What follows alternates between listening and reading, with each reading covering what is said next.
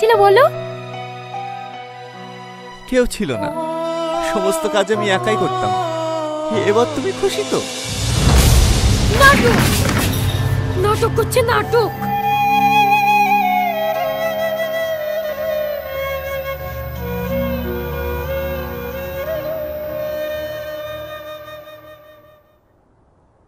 আজ 2 দিন হয়ে গেল, ও আর মুখ খুলবে বলে মনে হয় না।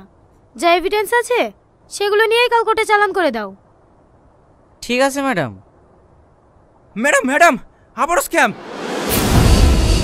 মানে এই মেয়েটার অ্যাকাউন্ট থেকে 3 লাখ টাকা চুরি হয়ে গেছে। কখন? এই তো 1 ঘন্টা আগে একটা ওদের নাম্বার থেকে আমার মোবাইলে ফোন এসেছিল।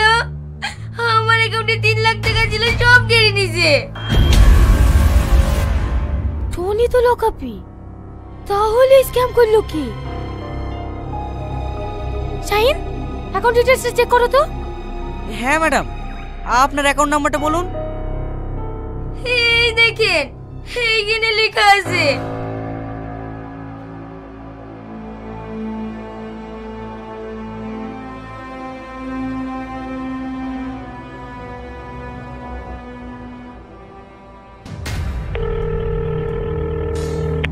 হ্যালো, আপনাকে একটা অ্যাকাউন্ট নাম্বার পাঠালাম। এই অ্যাকাউন্ট থেকে 1 ঘন্টা আগে 3 লক্ষ টাকা ট্রান্সফার হয়েছে। যে অ্যাকাউন্টে ট্রান্সফার হয়েছে তার ডিটেলসটা তাড়াতাড়ি পাঠান। ঠিক আছে স্যার, পাঠাচ্ছি।